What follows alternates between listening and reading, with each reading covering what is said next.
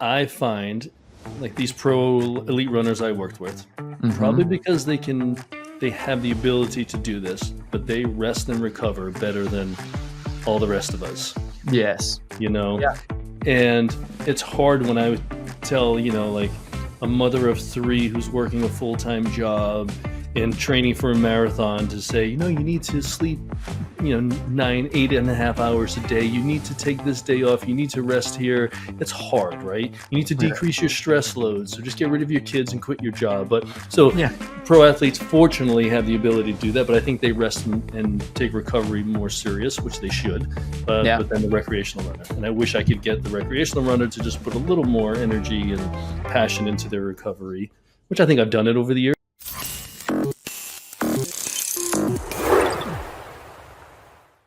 Hi, everybody. Doug Adams here from the RunDNA Podcast, and really excited to have Michael Silva on, a physical therapist on. So, Michael, thank you for joining us today here. It's great to be in Delaware virtually.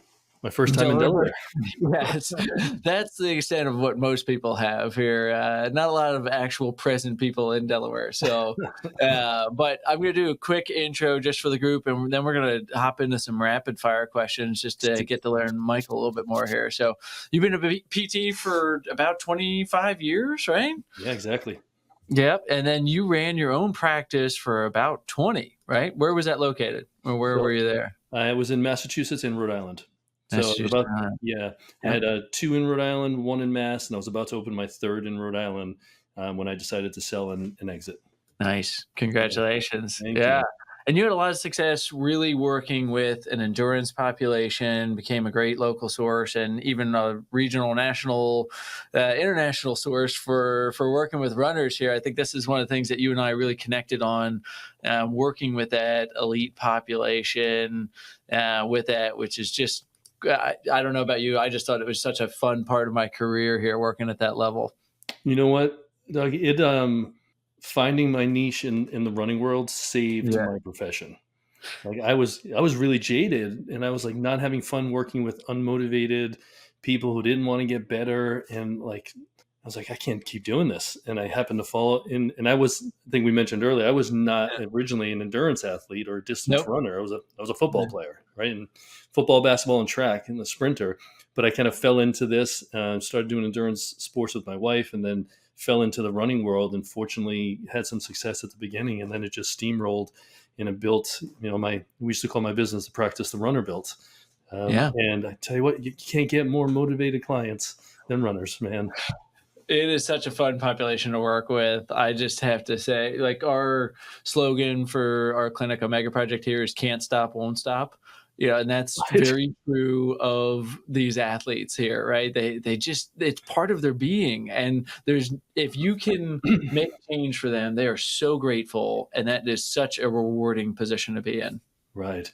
Yeah. I don't know if you had this experience with PTs that don't work with runners or have no desire to, like, I don't want to work with runners. They're stubborn. Like they never listen. I'm like, no, like you just don't know how to talk to them, and you don't like show them the value of the advice you're giving. But I'm like, if you talk to them the way they need to be talked to and get the point across, they're going to be your best clients ever. And I'm like, I said, you know what? Don't worry about them. Just send all your runners to me. I'll take them. Yeah, I'll take them all. I'll send you all my workers' comp. I'll take all your runners. We'll be good. People even say that runners are cheap and they never want to pay for things. And I'm like, well, why are they running around in $300 pair of shoes that they're going to run 50 miles in? Right. And runners are just they change them every month. Exactly. They're just value driven. Right? They are, I want value. I know what I do. I know who I am. And anybody that can help me, great. If you can't help me, I'm going to move on from you pretty quick. Right. So they're value driven. Love runners for that. Yeah, absolutely. They don't want to waste their time. No. They got to hit the long run on the weekend. They don't want to waste their time on a therapist that's not going to get them better. They don't want to waste time or money on something that's not going to make them a better runner, whether they're going to run longer, run faster, or avoid pain. That's all they want. Right? Yeah. Does any runner have any different goals than those 3 pretty much? Run faster, run longer, do it without pain. Yeah. Right. And that actually, I love that that's on your Run Strong website. So once you kind of transition out of the practice area, it looks like you had you were doing some business coaching, some speaking, doing a lot with consulting. You told me some great stories about how you helped a lot of practices, which is just awesome. Our profession needs that. So thank you for doing that. And then you're still doing the Run Strong. Maybe tell us a little bit about that as well. Yeah, so Run Strong started as a strengthening class I did for runners. Probably started 20 years ago, maybe not 20, 17 years ago. Nice. As you notice, like there's some common imbalances we see in runners, right? Yep. And what I was noticing is every runner I was discharging, no matter what their injury was, had a pretty similar like discharge plan and like maintenance plan. We got to open up the hips, strengthen the glutes, get a little more dorsiflexion, a little more thoracic rotation, like whatever it was. Like I had all these things. I'm like, I wonder if I just taught everyone this before they got hurt. Maybe this would be helpful, right? So I did. It started off as just a class, and I did it at a local running store, and it was really popular. I would do 2 classes back to back. I'd have 20 runners in the class, 2 classes. I had 40 runners after treating 16 patients that day, then going to the running store and doing these classes at night. So it started there, and then a lot of the public speaking I was doing and consulting with like college teams and high school teams. I just kind of I trademarked the term Run Strong. It's mine, and kind of housed everything I did with runners under that trademark. And then it turned into like this virtual platform. So the Run Strong class had turned into a virtual, like asynchronous, do it whenever you want type of program. I've got a coach's course in there, so I'm trying to help coaches not destroy our high school athletes. Teach them how to be better coaches, right? And I do some like virtual running analysis through there as well. That's awesome. Yeah. You know what's funny? I didn't realize this till now, but I'm pretty sure when we were looking for like company names and website URLs, I'm pretty sure I looked at Run Strong and was like, man, somebody's got it. Yeah. Right. It's a good name. I'm surprised I got it. Yeah, I know. Around that time, do you remember Live Strong with Lance Armstrong? Yeah. I had that Live Strong band forever. For 3 years, I think I wore that thing straight. Yeah. But when I did that, people were like, oh, you better be careful. Lance is going to come after you. I'm like, not Live Strong. Like, no.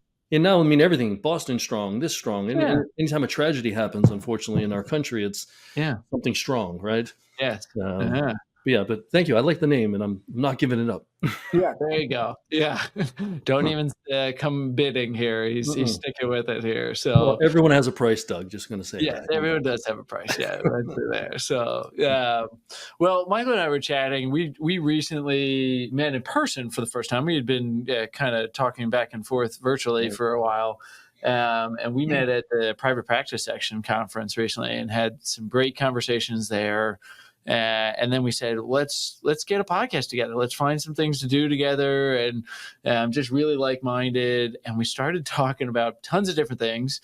And I think it's refreshing to see that there is a very similar philosophy with a lot of what we do here.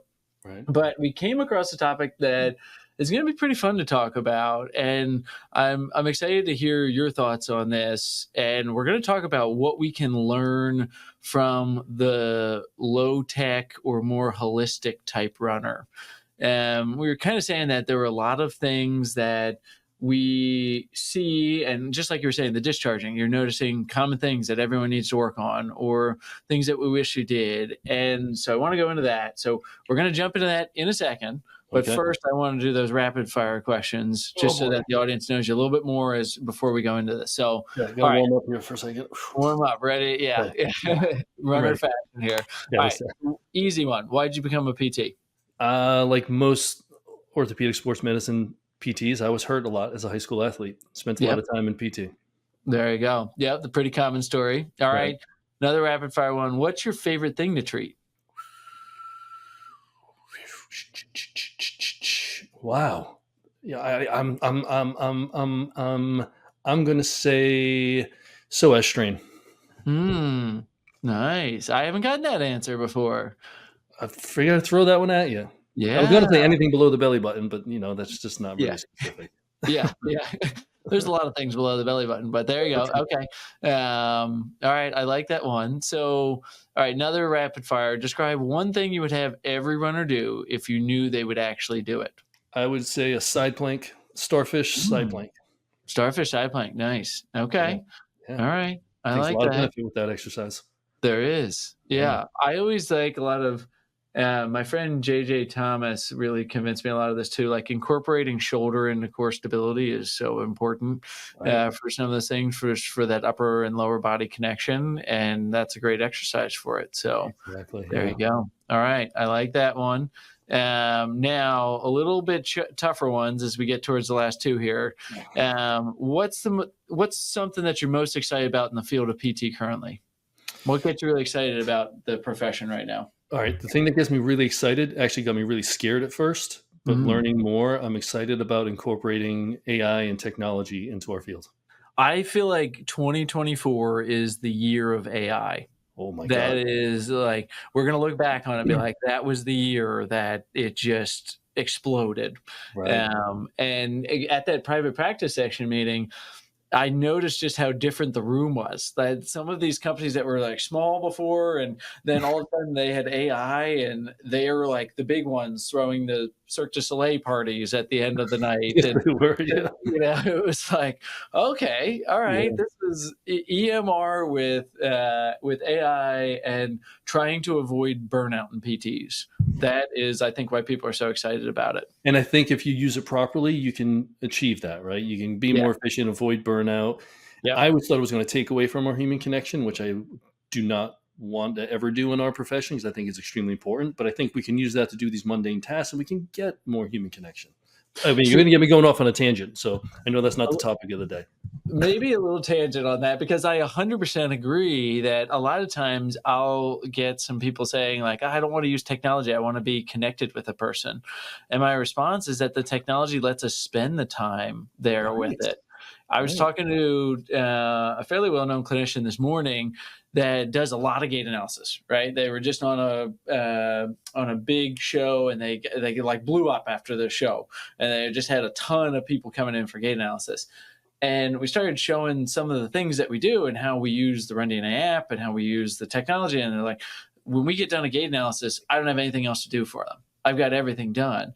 And that allows me to connect with that person way more in front of me, because I can make sure they're doing their exercises correctly, answer the questions, educate them more. It's like, let's use technology for that.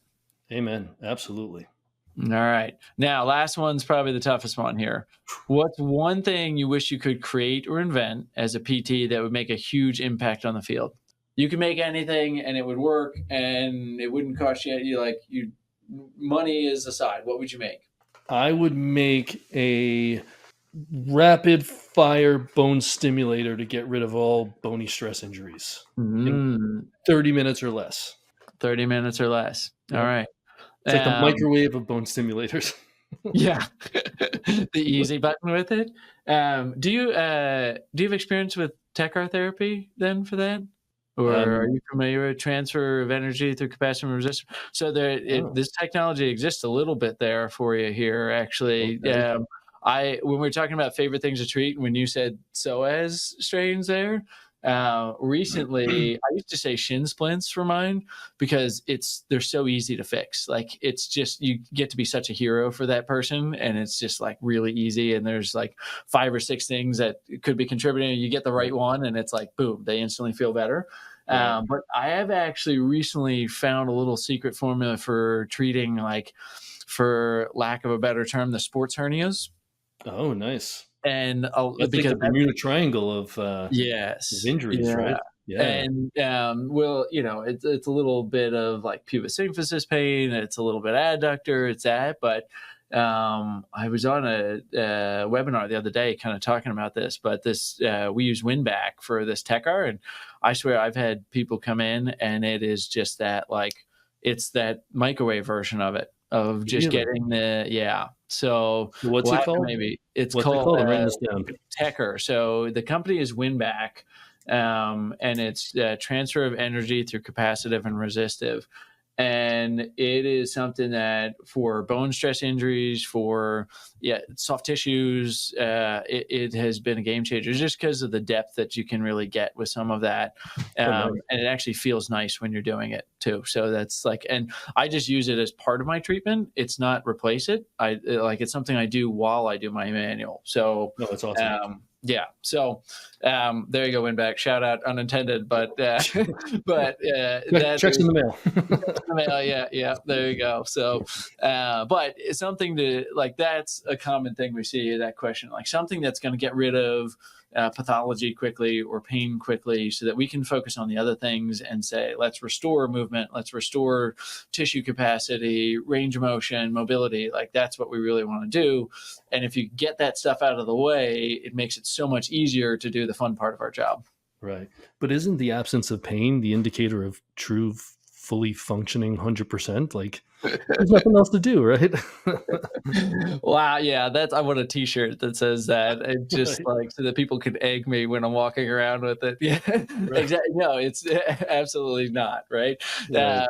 Absence of pain is not health, but that is what we often see. Unfortunately, a lot of times that people get impairment resolution and they think, "Oh, okay." You have 125 degrees of knee flexion and you have no pain. You must be healthy. But watching you walk up and down the steps, I feel like I need to grab a gait belt. That's okay. You don't have pain, But you're but healthy. you're healthy. You're Right. healthy there with it. You know how many times I've used that line, like the absence of pain does not indicate like you're Oh, fully healed and ready to run. Like yes. it's just Oh, the noxious stimuli is not enough to trigger your pain, like your pain pathways, like that we have right. so much more work to do because, hey, thanks for getting rid of my pain, Mike. I got a marathon tomorrow. We're Yeah. going for it. Yes. Let's have a chat about that. Yeah, I feel like there's a whole nother podcast topic for us there. We could just go into that whole. Well, this is our problem, Doug. We have Yeah. too many things we want to talk about, and we I have too many know. things we like talking about. So, okay, Yeah. we're going to stay focused. All right, let's stay focused. All right, let's get back to the topic at hand here. So, like we said, you worked with some very elite runners, and I know that there's a lot that goes into getting successful outcomes with that group. So, what are some things that you've noticed that either those elite runners do better than the recreational, or some things you consistently prescribe even to those elite runners that are that low tech, no tech, holistic approach to help people get better results with their running? All right. I don't think you can get any more low tech or basic than this. I find like these pro elite runners I worked with, probably because they have the ability to do this, but they rest and recover better than all the rest of us, Yes. Yeah. Yeah. And it's hard when I would tell, like a mother of 3 who's working a full-time job and training for a marathon to say, you need to sleep 8.5 hours a day. You need to take this day off. You need to rest here. It's hard, right? You need to decrease your stress load. So just get rid of your kids and quit your job. But so pro athletes fortunately have the ability to do that, but I think they rest and take recovery more serious, which they should. But then the recreational runner, and I wish I could get the recreational runner to just put a little more energy and passion into their recovery, which I think I've done it over the years. That's been a lot of my conversations. That is a huge part of that. I like a saying, I forget where I heard this, but I don't think it was an original quote from even the person that I heard it from. So I don't feel bad not giving them credit with it. But the exercise is the contraction, but the recovery is the expansion, right? That's where, good. Yeah, right. Yeah. So when we work, right, we're contracting, but when we grow and we want to expand, like that's where recovery comes in. And that's a big part of it there. And that's why I'm such a minimum effective dosage person there with it, where it's like, if you're doing more than you can recover from, you are only breaking your body down. Beyond what it really needs to. Yeah. Yep. Yeah. Where it's you're just going to have a chronic state of, and I've said this on here before, and you and I have even said this too. It's not overtraining, it's under recovering. Right. That's why people get injured. It's not that they can't handle some of the training, because they went and did the training. They did it. They were able to go and run. They weren't able to recover enough to do another one there.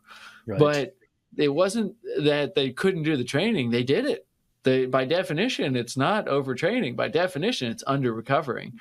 And then you're breaking it down there. Right. So how do you get them to do that? What are some of the suggestions? What are some of the tricks? What do recovery? Obviously, sleep is a huge thing there, but how do you convince somebody to do that?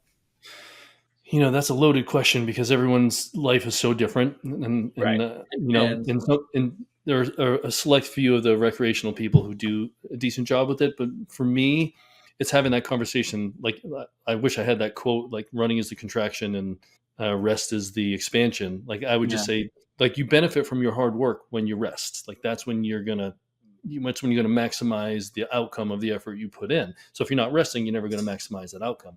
So getting them to realize the importance of rest, and rest is not a sign of weakness, no, and training harder doesn't mean you're training smarter. Most of the time, people just want to train harder, train harder, train harder. Then they're under resting. Yeah, they handle the training like you said. I'm going to steal this quote from you. It's not that you overtrained, you under rested. So how mm-hmm. can we incorporate the rest in there? And it's just so hard when people are so busy, It right? is. It's hard. Like, I loved all the runners I worked with. I think it was easier to work with the elite ones because they had Mm-hmm. the time and resources to do whatever you told them, Yeah, right? And they didn't get to that point in their career by chance, right? yeah, So they've got a work ethic. They have a talent built in there. They've got the DNA that's in their favor, and then they have resources, right? They can take the time to rest. So um, getting the mother of four who works full time and her partner works full time to take a full day off and try to really rest, and make sure she does her warm up properly and make sure she does her cool down properly, and just trying to express the value and how important that is. yeah, And a lot of these people don't want to hear the reresearch. no, Research says that this and this and this. It's just trying to make it applicable to them in their life. And it goes back to that connection with the human. Like, I'm not going to spit out an AI bot to tell them to do that, but just looking in their eyes. And, I mean, how many times have your runners cried in your office when you have to exchange certain information, right? oh yeah, yeah, So, and we know how important running is to them. And when they're seeing that they might not be able to get to this marathon that they trained so hard for, or they used running for mental health, or they lost weight, they're in the healthiest they've ever been because of running, and now running could possibly be taken away because of an injury. So just connecting. So I'm kind of giving you a long-winded answer, but connecting on who they are, what their life is like, what their circumstances are like, and trying to let them know the value and how important it is, and how, let me help you strategize how you can fit in a little more rest into your schedule. And yeah, the number one thing absolutely is just getting them to sleep more. yes, yeah. No, very few people sleep enough. I'm going to take a long-winded way to come back to something called motivational interviewing and see your thoughts on this too. But like what we're talking about is really, I find much easier for the tech-based runner because I can show them, hey, what's your resting heart rate when you Right. take a rest day? What is your recovery score when you take a rest day? What's your body battery at? What does this look like? And for me, it's so easy because when I notice, like, my progression, Thursday's my rest day.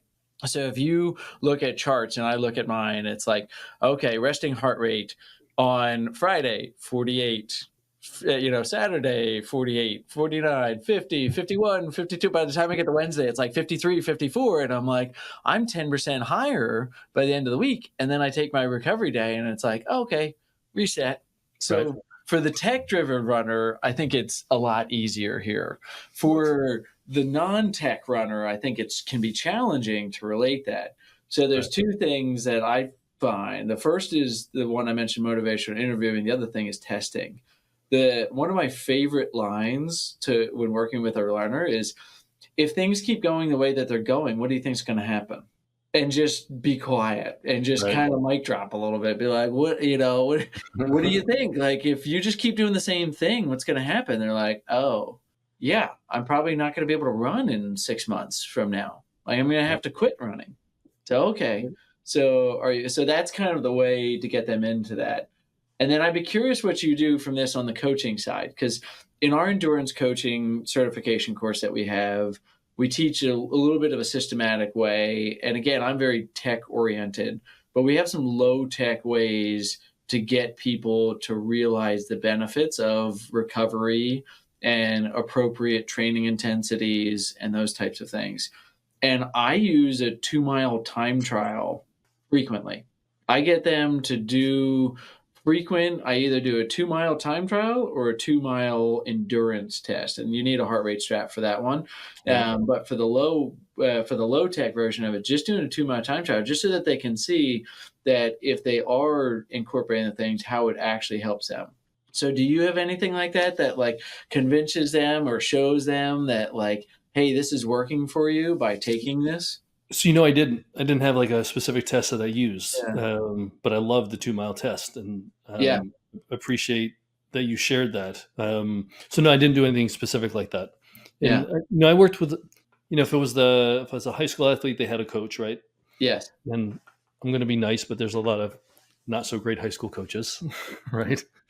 Volunteers that we are Well, very appreciative that they we are are. Thank you for giving us there. your time. Yes, we But appreciate the time. Here's some education about how to make running beneficial. which is why I made my running coaches certification course for that exact Yeah. person, right? Yeah. But I never got into the coaching side of it, and I had other coaches in the area in New England that I would refer runners to that needed specific coaching, Yeah. and I would just get feedback, and if they did have metrics and wearables and Strata, whatever they were using, they would bring me some information and we'd help go through it. But I didn't do a specific test like that, which I like. Yeah. Can I go back to one thing that you said before? Yeah. Yeah. Go When for you it. talk about the motivational interviewing, and you said, Yeah. if things don't change, where are you going to be in 6 months? Yes. I did a similar trick when someone come in and they'd be, I'm just totally making this up, be like, I can't believe I got hurt. I've been running 7 days a week for like 3 years straight. I've done 7 marathons a year. Like, why am I getting hurt now? So I Yeah. would just say, let's say that with a different tone. Yeah. I've been running 7 days a week Yeah. for 3 friggin' years. I've done 7 marathons a year. No wonder I got hurt. Like, Yeah. Use the last 3 words. Right. But because they think like, oh, I'm in the best shape of my life. And I would tell people, when you're in PR shape, you're on the tightrope between injury and PR, Yes. right? So it's just getting them to realize like you can't keep just adding, and not resting enough and recovering enough, because it's something's going to break down. You're going to get sick. You're going to get hurt. Something bad's going to happen without. And it's interesting you say it that way too, right? Because most of the runners that we work with are not professional runners, right? A lot of, like, most of the people listening to this, they're working with recreational runners, maybe collegiate or high level high school, but they have some other life experience, right? And when you were just saying that, it made me think about, I just read this email that I get, and they talk about simplifying in your business. And this is probably something that you do with your business coaching and your consulting aspects there, right? When you work with a business and you're trying to grow a business, what do most people do? They add,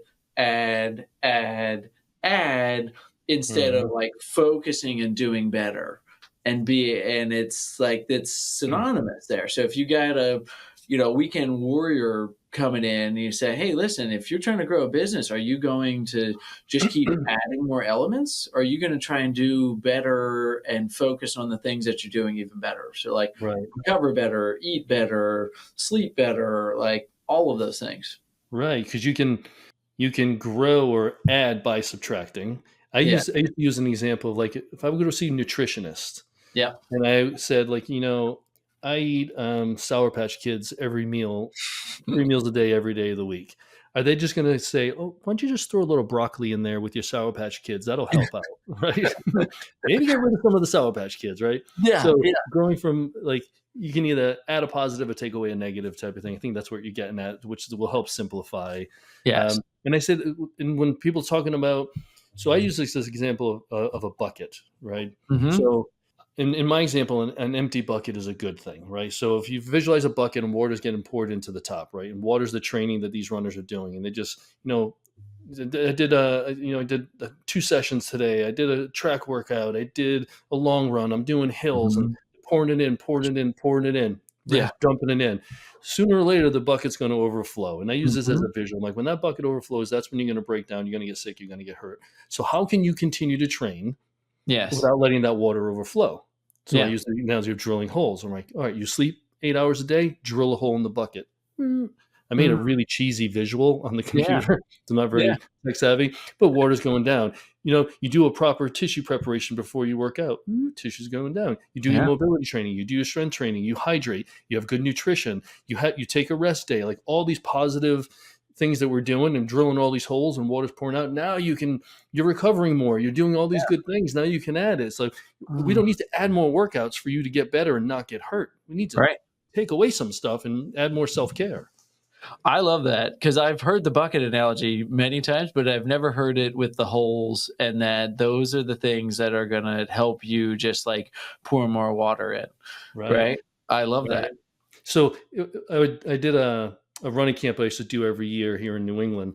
And one of the high school coaches, he was there. He heard the analogy with me, and he went back and he actually bought a bucket, bought a drill, and in front of his whole team, and he sent me pictures of his team drilling holes in the buckets. I had like tears in my eyes. I'm like, I love this guy because he got it. And he was actually, how many coaches do this? They go to a conference, they learn, and they actually put it to use to the point where the guy was drilling holes in a bucket to prove a point to his team. And he had a pretty good team. You know, he's arguably one of the top successful coaches in this area.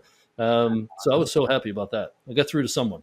Yeah, there you go. That's what makes it worth it. So, you know, the strategy that most runners do is the opposite of that. They think that they can just build a bigger bucket.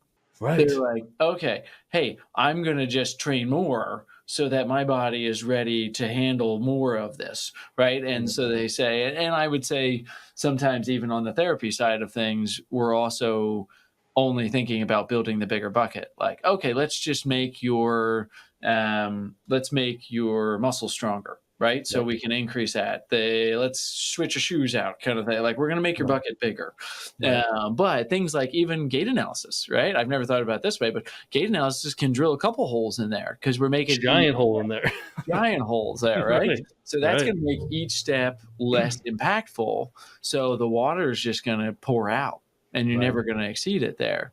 I love that. I've never heard the analogy, the bucket. I've heard the bucket analogy maybe 100 times, but I've never heard it that way.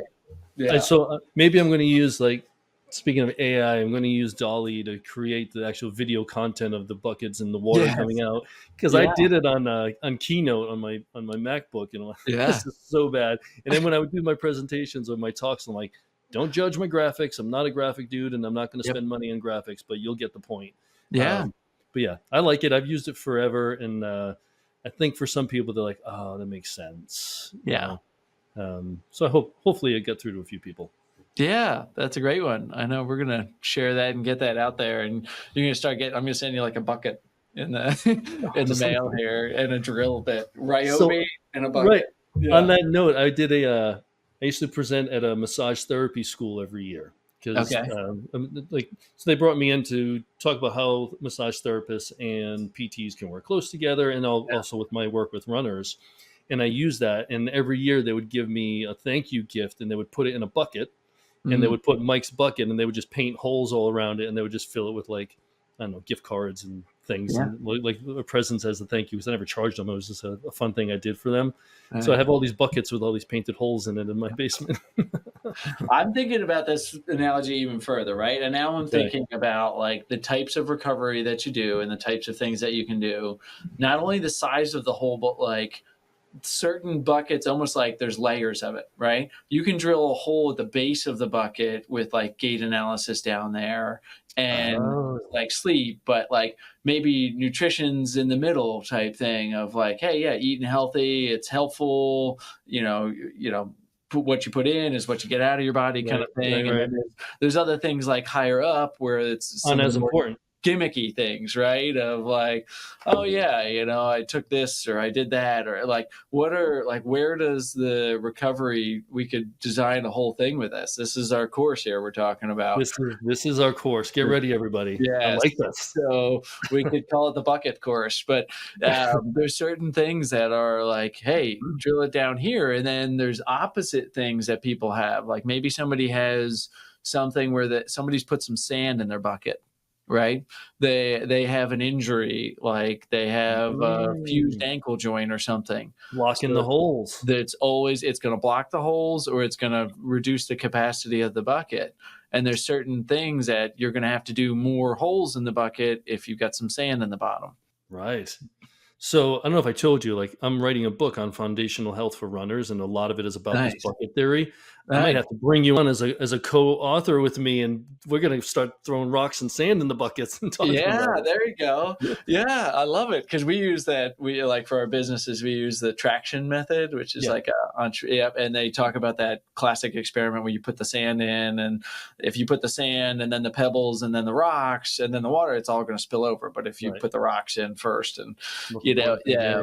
Yep, But it's we pretty can take simple. that bucket analogy to a different level here. Yeah. That's really I love this. I'm really loving where this is going just because it's so relatable for a runner, right? And maybe you and I leave us some comments if you think it's as much. Michael and I think about this a lot, right? This is something we're always thinking about. So maybe it's just refreshing to us. No one There, else is as excited as we are, is what you're no, trying to get at, right? yeah.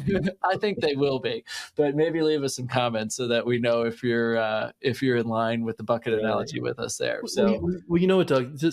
So I think when we've like had lunch together at PPS and met for the yeah, first time in person, we're talking like, yeah, like so much in the beginning of my career, and thanks to people like you with the technology and the research, and our mutual friend Jay Deshari, like yeah, all the stuff that you guys are putting out made me a better therapist for my runners, right? And I'm looking at foot strikes and how far in front of the center of mass are you? What does your arm swing look like? Like all these biomechanical things that we look at. And I would do this advice. I would analyze them. I'd give this advice. And back in the day, like I think Runner's World said like heel striking was the third leading cause of death in the country back 10 years ago, right? So slight everyone's like, man, I need to stop heel exaggeration. striking, Yes, right? yeah. Oh, But yeah. but the point I was making was, and I was giving all this great advice, and I was giving in my opinion, the best like self-care programs, tissue preparation, strengthening, geared right for this person. It's like we're working on their deficiencies, and there's no way they're not going to get better. Yeah. But yet I never asked how much sleep they were getting a night. Yeah.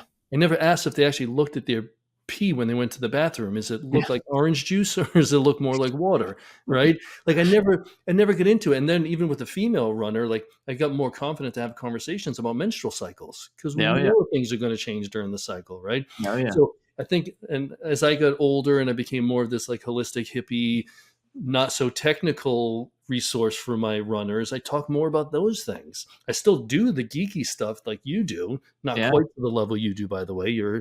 I respect all that you've done with your technology and your what you built to RunDNA and Thank your you. system. Yeah. But but I just started having these other conversations. Like, why am I going to show this person like a strengthening program, and they're sleeping 4 hours a night? They hate their job. Yeah. They're on the verge of divorce. Like they just lost a significant, like they have death in all these things. Like, no, we have to talk about this. I spent so much time, and we had tissue boxes in all of our treatment rooms, and they weren't for I used to tell people, they're not for runny noses, they're for tears. Like, let's really talk about this. Let's get real with it. Yeah, because like shit gets real when you're in a private room and you're really asking people some deep questions, and they're wise. Like, Yeah. why are you running 7 days a week? Why do you need to do this? And what's really going on? And I think arguably I helped as many people just from these conversations that I did with my SOAS releases and telescopes, Right. Yeah, that's a great point. I mean, that's kind of the overarching theme of when we first talked about this, and now that we've had a fun conversation about it, I think that theme of when you're working with somebody, and whether they're low tech or high tech, even with it there, but especially with that less data driven, more, for lack of a better word, touchy feely kind of runner that's Right. into that.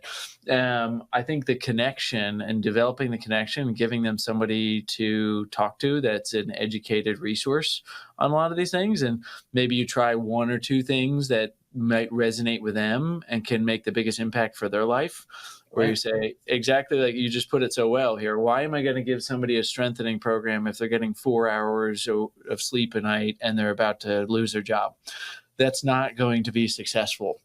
We have to think about like what would be the barriers to making this a good outcome for everybody involved. And those are the things that we're not talking about enough. So we need to have those conversations. Right. And I think we need to have them, yes, but also think coaches need to be more comfortable. I mean, they're the first set of eyes on these runners. Like I'm thinking high school and college. Yeah. Right. So educating the coaches on how to have these conversations, and hopefully they're comfortable having these conversations, because I think they could save a lot of people from harming themselves and getting sick and getting injured if they were more comfortable with it. That's my opinion.